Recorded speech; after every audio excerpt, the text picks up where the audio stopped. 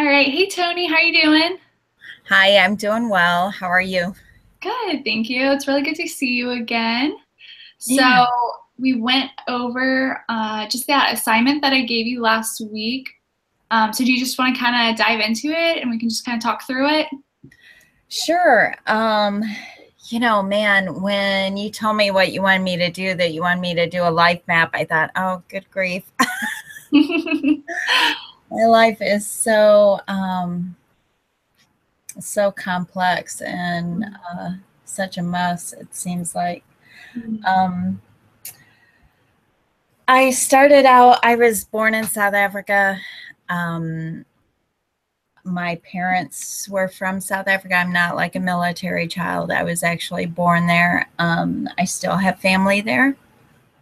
My mother and my father split up when I was a young child.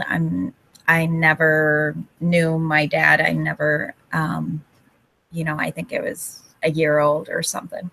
Um, my mom went off to college and I actually stayed with my great aunt and uncle for a while. And then she met a man from America and they fell in love. And he said that he would send for me and my mom. And so when I was about 5, we moved to America. We actually moved to the Texas area, Houston, Texas. And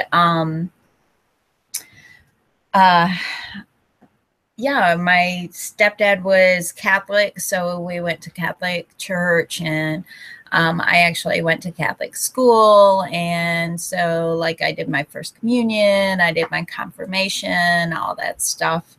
Um, and then when I was 10, like right after that time, like right after my confirmation and stuff, I think I was like 9 when I did that. My mom passed away. She had a brain tumor and she like died of complications of surgery. And it was like right during like the Christmas holiday, like she went into the hospital just before we went off on Christmas break. And so she was like in the hospital for a couple months and she actually passed away the 22nd. So we actually buried her like Christmas Eve. So it was, I don't know how to even really describe that time in my life. I was just mad at God. I went back to school and everybody was, how's your mom? How's your mom? Because they'd all been praying for my mom. And I had to tell them all my mom was dead, and my stepdad had like turned off the machines on my mom. I mean, they had told him that she was brain dead and that, there was no chance of, you know, her really recovering from, you know, she'd basically be in a coma forever until she finally died. And so he turned off the machines. And as a result, I think he felt guilty, like for like somehow he was responsible for her death, and so he became an alcoholic. So I grew up with him as an alcoholic, and yeah, I did. It was tough because I didn't have a mom, and so I basically took care of my dad instead of him taking care of me. I remember like him pulling up in the driveway and me looking out the window and seeing him in the driveway and the car door open and like he just never came in. And so going out there and he's passed out on the wheel, you know what I'm saying? And like having to bring him in the house and put him in bed and that sort of thing. And so I had to learn how to cook and clean, and I did all the laundry and ironed his jeans. I mean, he was like, had to have the crease. And anyway, Yeah, so I was angry. I was yeah. angry with the Lord, and So I like turned rebellious. He actually remarried, and that didn't last very long. We like moved to a little small town, and then I don't know, by age 14, I was drinking and smoking marijuana and having sex and just acting out, yeah, just looking for something to fill that void, I guess, in my life. And so by I don't know, when I was about 15 or 16, we actually moved to Michigan, which is where my stepdad is originally from. And so once we moved here, I like met this guy, and he was quite a bit older than me. And shortly after we started going out, I found out I was pregnant. So I was 17 at the time. I was still in high school, and luckily I had like enough credits where I didn't have to go to school pregnant. I got to graduate early. Yeah. But, at 17 years old, I'm having a baby. Mm-hmm. And so we got married shortly after, like about a month after he was born, we got married. And I mean, part of the reason that I chose to marry him, not because I felt like this is the man I should be with, but because like when I was pregnant, my stepdad wanted me to get an abortion. And I felt like, okay, my options are either I can stay living in this house with my stepdad, who's an alcoholic and who doesn't even want me to have this baby, or I can marry this man who, at least is supportive in the fact that I'm going to have this child, Yeah. So I kind of felt like that was, the better of the two options. Mm-hmm. And so I married him, and we had trouble from the get-go. A year into the marriage, we were in trouble. And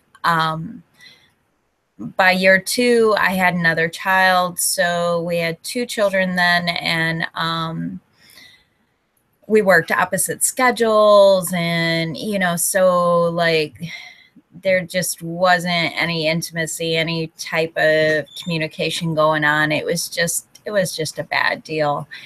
And so that marriage did not make it. After 7 years, we did divorce. Let's see, what else do I got on here? Okay, so shortly after that, I met another man who, all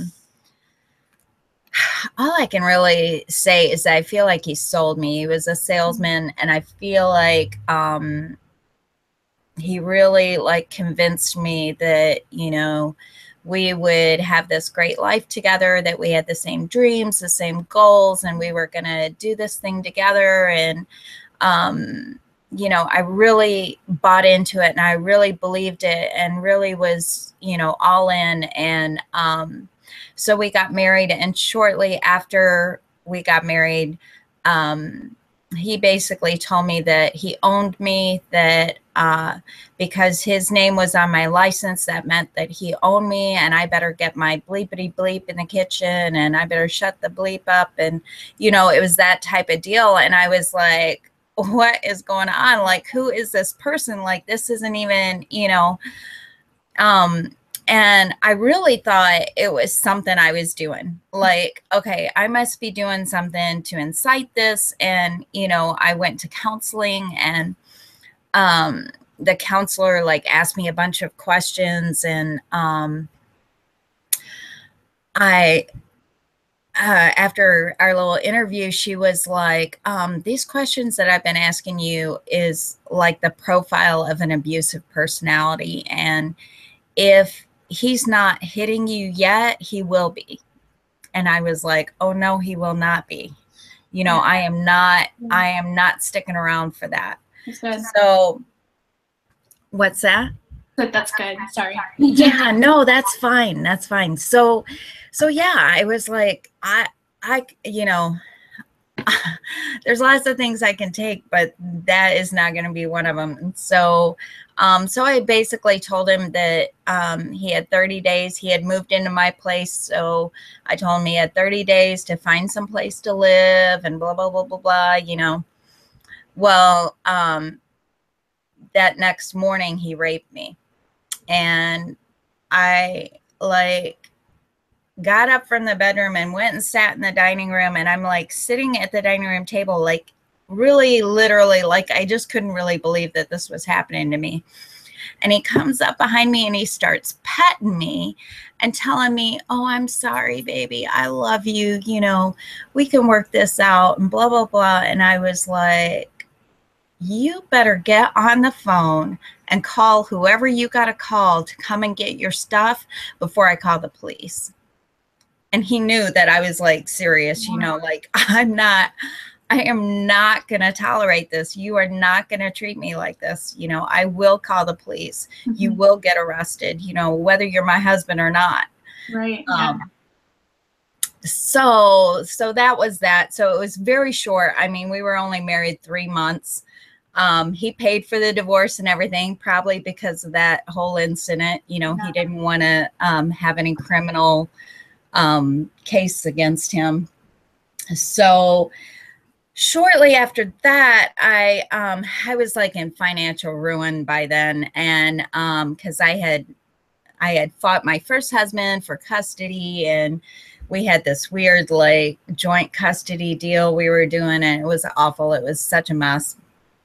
And so I wound up moving back in with my dad.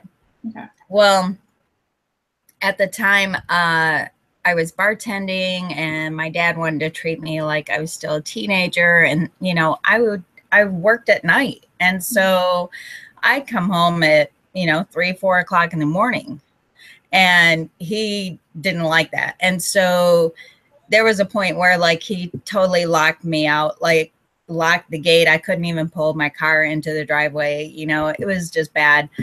And so, so I was at work and I'm talking to one of my customers about it. And he's like, oh, you know what? I've got a room you can rent. And I was like, okay. So I went and checked it out. It was right down the street from where I worked. And I thought this will be convenient, you know, and it'll help me, you know, get my stuff together and save up some money and get a place. So I went and moved in, and we started having like this casual relationship. Well, he told me that he was sterile, that he couldn't have children. Next thing you know, I'm pregnant with twins. So I wanted to kill him. Yeah. I really wanted to kill him. Yeah. And there was yeah.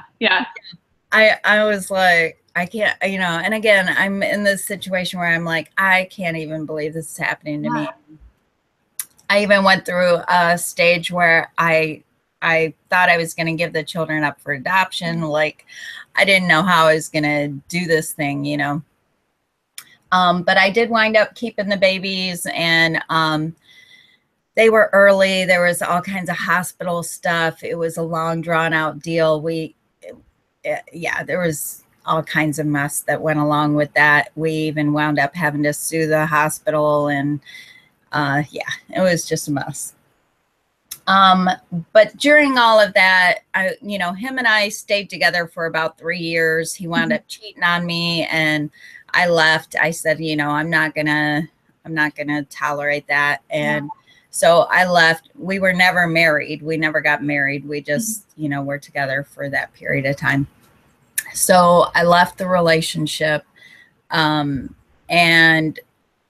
I was just struggling, you know, just struggling, dealing with all the mess and all the pain and all the, yeah. So I was numbing myself. So I was drinking, I was doing drugs, I was, you know, like loose living, doing all of that. I was bartending. So I was in that atmosphere, you know, where it was acceptable. And so, yeah, I was a big mess. I was really, really a mess. And it was during that time that I actually got a house that I was going to rent. And so I was moving stuff into the house and one of the windows was broken. And so I needed to get this window fixed so people wouldn't like just steal my stuff, you know? Yeah. So again, I like went into work and I'm talking about how I got to get this window fixed. And remember, I work in a bar. Mm-hmm. So this guy pipes up and he says, yeah, well, I'm a fix-it guy. I can come and fix your window. You know, I was like, oh, really? That's great. You know, and he was like, yeah, I'll just follow you over there. I'll take the measurements, you know, and then I'll get the window. We'll fix it, blah, blah, blah. I'm like, super. So he follows me over to the house, does the measurement and stuff, comes in to use the bathroom, and he rapes me. So I didn't even know who this guy was. You know, I knew like his first name. Had never seen him before, never saw him again. But and I didn't tell anybody. You know, I think I like just carried a lot of guilt and shame and, you know, how could I be so stupid? And, you know, but then I found out I was pregnant. And so I just like came to a point in my own self where I was like, no, I'm going to have this baby. And so, yeah, I went through the pregnancy and it was tough because everybody would ask me, you know, well, who's the dad? Who's the dad? And I would just say, I don't know. You know, so that just kind of played into the whole, okay, well, she's just, you know, sleeping with everybody. She doesn't even know who the dad is. And, you know, and it was a bad deal. But when it was all said and done, you know I made the right choice. And I have a beautiful daughter that I wouldn't trade for the world. So anyway, yeah, so I had a little girl. Then I like really, my addiction got worse. Because I was clean for a while I was pregnant, you know, but then after she was born, I got this boyfriend and he was a roofer and he would drink all the time and he spent like his whole check on drugs. And so we would like do this binge thing where we would just like be up for 3 days. And you know, it's just really, really bad. And he was very controlling and manipulative. And, you know, he would come home and ask me 20 questions, where I'd been, who I talked to, what I did. And, when we were done, he'd go to the neighbors and he'd ask them, you know, well, who'd you see her with? What, you know, what did she do? When did she leave the house?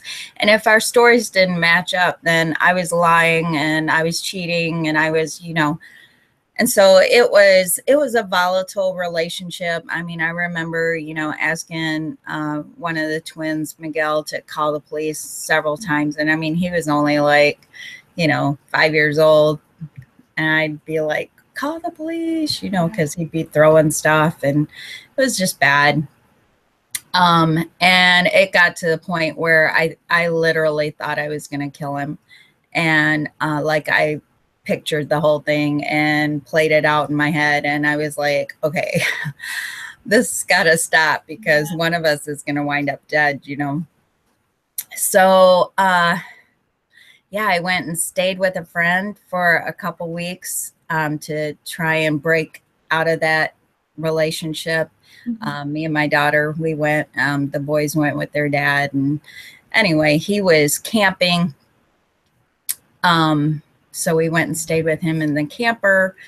Well, I didn't know that the whole reason he was camping, he was like camping on his friend's property. The whole reason he was there was because he was going to harvest his like crop of pot. Well, I didn't know that. And so,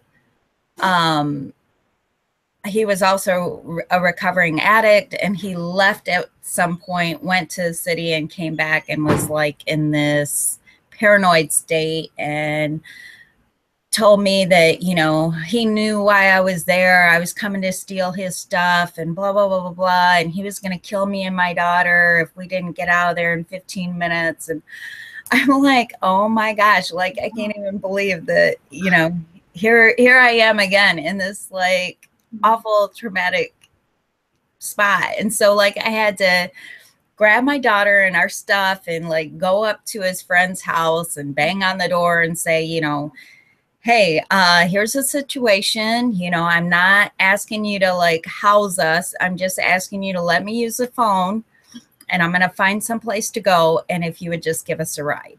And he was like, okay. So I called. I didn't even know where I was at. Like literally had no idea. Like I knew I was out in the boonies somewhere. I had no idea where I was at. So wound up in a women's shelter. And it was there that this lady invited me to church. And I